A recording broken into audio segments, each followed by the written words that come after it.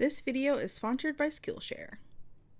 Hey you, welcome back to my channel, and in this video I will be going over the general process I go through to make my bats. A lot of you guys have been asking me over the years, how do you make your bats? How do you make your bats? And so I'm showing you the process.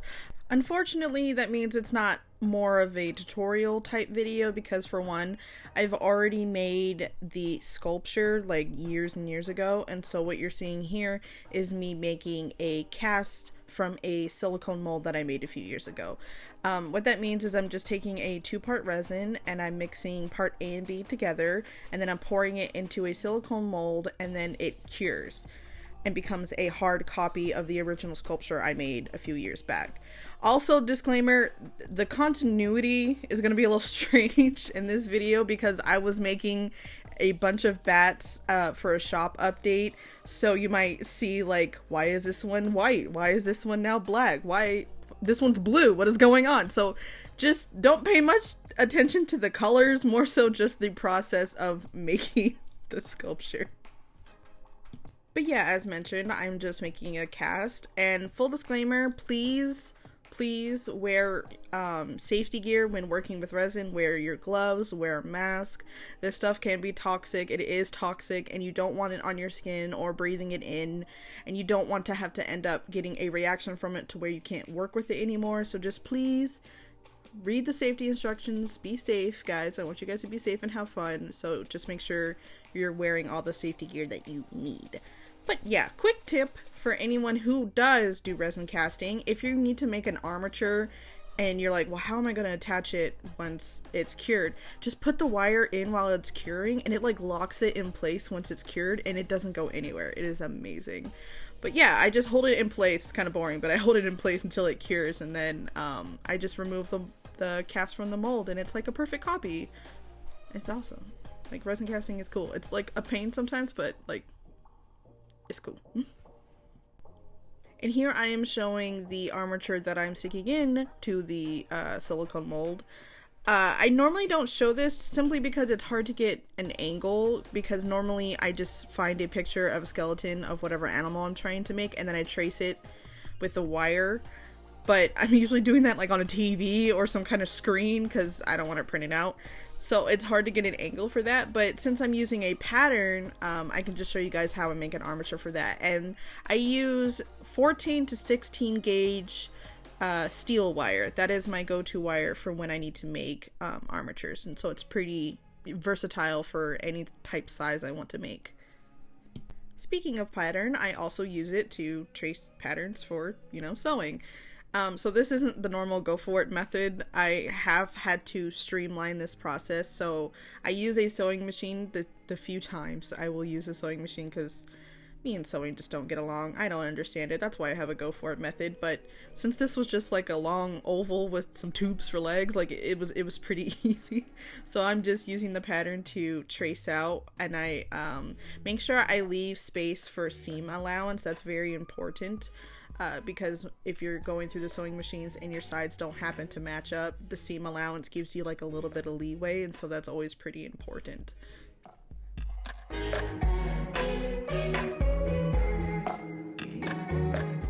A quick tip: if you're going to be machine sewing faux fur, trim your seam allowance, like trim all the fur off of your seam allowance. That's going to make it so much easier when you go to pin your fabric together, and it's going to make it a lot easier on your sewing machine because it won't have to cut through all the faux fur, since none of that's going to be seen since it's your seam allowance.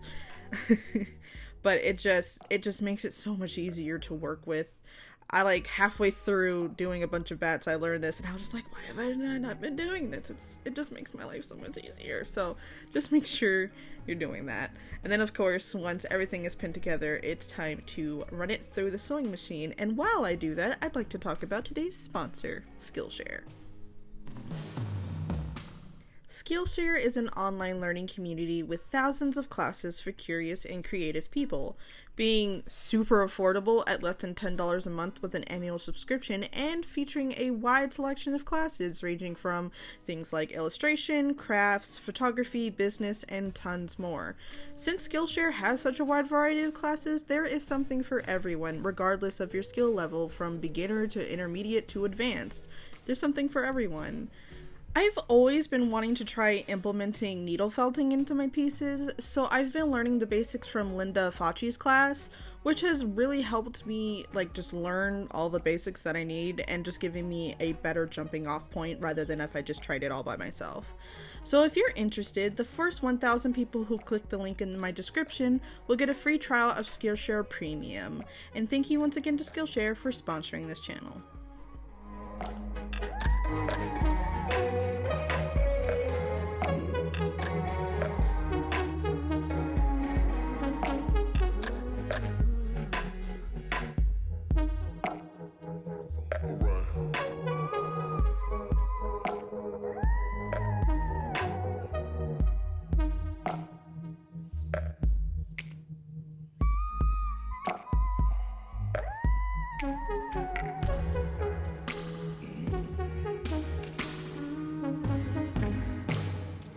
Once I've machine sewed the body, I always go back and trim up all the seam allowance. It just gives the fabric more flexibility when posing. I know some people snip it in certain spots, but I just trim it down. I don't trim it down so close that it's gonna break apart from the machine sewing that I've already done, but I trim it enough that everything will still move and pose nicely.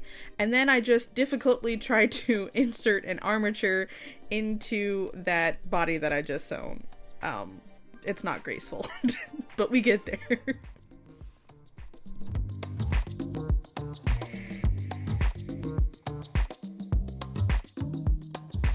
Once the body is finally on the armature, I go about stuffing it, and for that I'm using polyfill. And for people that have watched my previous videos, that's pretty much just shredded up quilt batting. So if you have quilt batting, you can just tear it up into a bunch of little pieces and you can use that as well. But I'm just making sure I'm stuffing it nice and evenly throughout the body. I don't want any lumps or any spots that are missing fluff. And I'm just making sure not to overstuff it, because you want to make sure you don't stuff it to the point where the wire won't be able to move. Now, I'm not exactly sure what this tool is called, so if anybody knows, could they please drop it in the comments so that everybody else knows. But I just use it to get polyfill in really tight spots. So especially the legs, they're really tightly sewn and there's not a lot of room, so those just help to get the stuffing in there. And once the stuffing is all how I want, I'm going to sew the little opening I have left. I left that there so I can turn the fabric right side out again, and so now it's just time to sew that nice and closed.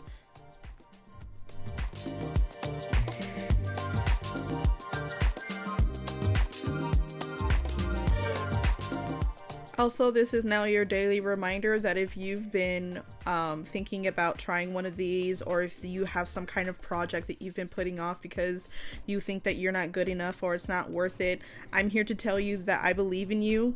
The plane going over my head right now that is messing up my audio believes in you too. And so you can totally go ahead and go do that thing that you've been putting off. Just go for it. I believe in you. You can totally get this done. We all got you. If you need a vent in the comments, we got you. It's all good. I believe in you. You can do it. You can do it. Also, I would like to announce that anybody who has used my tutorial or anything I've done as inspiration to make an art doll and you would like to share it, please use the hashtag #KPtutorials, because I want to start sharing your guys' artwork in my videos. I want to make this a community. I want to make this a thing. So if you guys been working on stuff and you want to show me, please use that hashtag so that I can find it.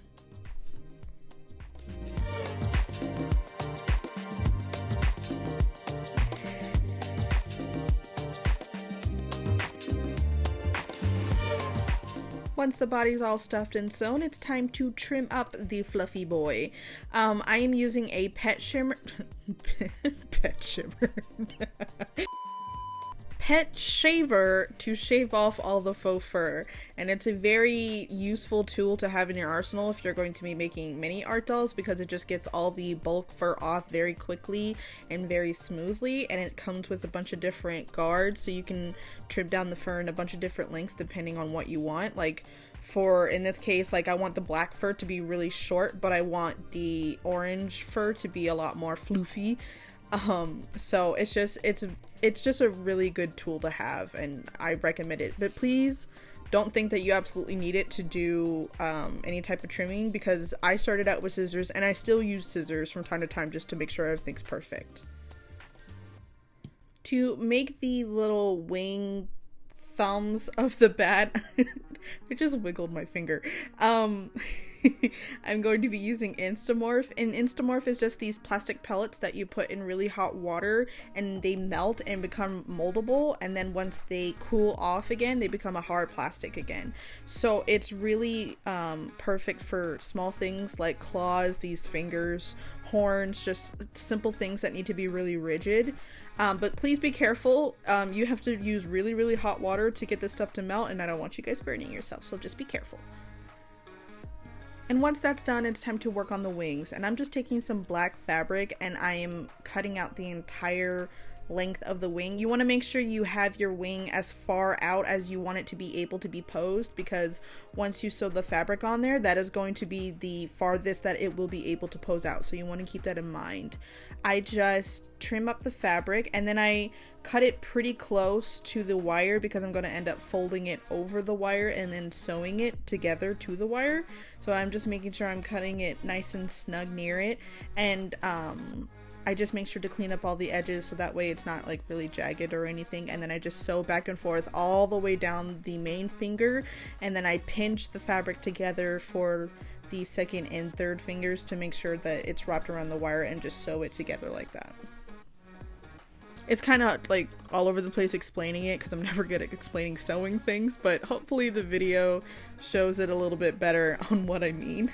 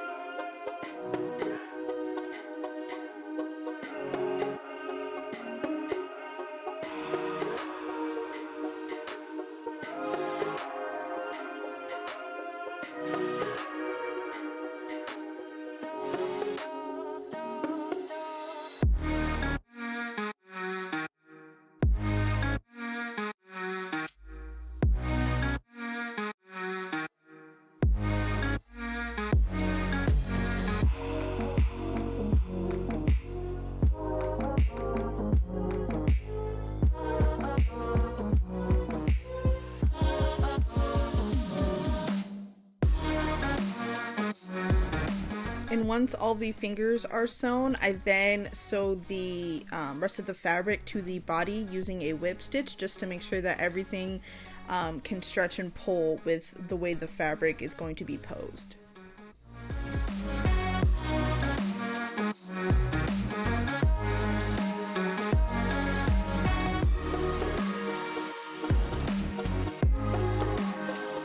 It's kind of hard to see, but once everything is sewn nice and tight, that's when I go back and I trim the bottom of the fabric to have those nice curves that bat wings have, just to make sure that everything is flowing nicely with each other. Painting for these guys is pretty easy. I'm just doing a base coat of color since I'm going to be furring their faces. I use Folkart acrylics, and I'm just going over, in this case with black, and just doing a base coat over everything because I will be furring it. If you guys are interested in how to fur, I have those advanced tutorials on my Patreon. If anybody is interested, there will be a link in the description if you guys would like to check it out.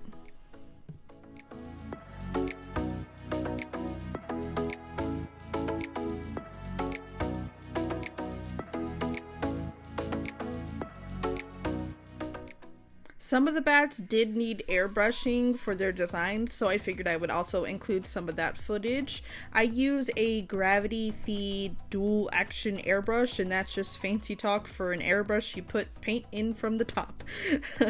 But since most of the bats are going to have dark wings, but I want them to be some vibrant colors, I'm going over all of the wings with a base of white. That just makes it so that the colors are going to pop a little bit more than if it had just been right on top of the black, because then they wouldn't really show. And as you can see, that purple wouldn't nearly be as bright as it is if I had just painted it over the black. You would hardly be able to see it, but it just makes it so that it pops a lot more. So that's something to keep in mind.